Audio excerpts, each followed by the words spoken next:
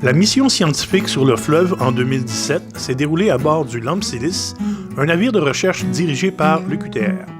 Ce navire est unique car il a un très faible tirant d'eau, moins d'1 mètre, des moteurs puissants qui lui permettent de se déplacer entre les stations, et finalement, il contient un laboratoire humide où on peut disséquer, analyser les poissons, laboratoire qui peut être converti en laboratoire sec pour l'analyse des nutriments, des bactéries et des substances dissoutes dans l'eau. Le volet poisson de cette mission, qui s'est déroulé sur 5 jours, passait par le lac Saint-Pierre, à partir de Trois-Rivières, et finalement se terminait au lac Saint-Louis et au lac Saint-François. Les objectifs principaux de cette mission étaient, entre autres, d'étudier les effets des rejets urbains sur la chaîne alimentaire du fleuve Saint-Laurent qui mène jusqu'aux grands poissons, tels les esturgeons. Un second objectif était d'examiner les mouvements des poissons, mieux comprendre comment se déplacent les poissons dans le fleuve, non seulement de l'amont à l'aval, mais aussi entre les masses d'eau, par exemple les eaux de la rivière des Outaouais et les eaux qui proviennent des Grands Lacs du lac Ontario. Que fait-on avec ces spécimens de poissons récoltés à bord? Eh bien sûr, nous avons les permis pour les disséquer, donc on sacrifie quelques individus, et les tissus récoltés sont envoyés à jusqu'à 5 laboratoires au Québec, l'UQTR, l'Université de Montréal, l'Université du Québec à Chicoutimi et l'Université McGill.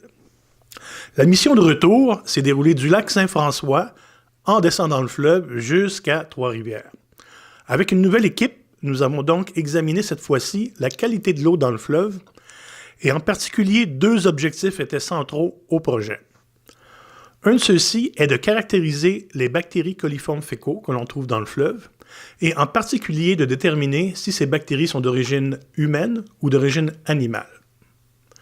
Un second objectif important était d'examiner le rôle écologique de l'archipel des îles de Sorel-Berthier. En effet, on peut penser que ces îles et les plantes aquatiques qui s'y situent pourraient constituer un genre de filtre qui assimile ou qui immobilise les contaminants et les polluants qui viennent de l'amont. Pour ce faire, nous avons donc échantillonné des stations en amont, au centre et dans la section aval des chenaux des îles de Sorel.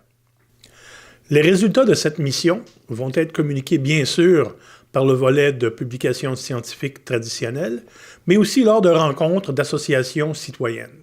En ce qui me concerne, je crois que la force des missions du Lamsilis réside dans le fait qu'on a une équipe diversifiée qui étudie bactéries, eau, algues, contaminants et poissons, et ce d'une façon intégrée et collective.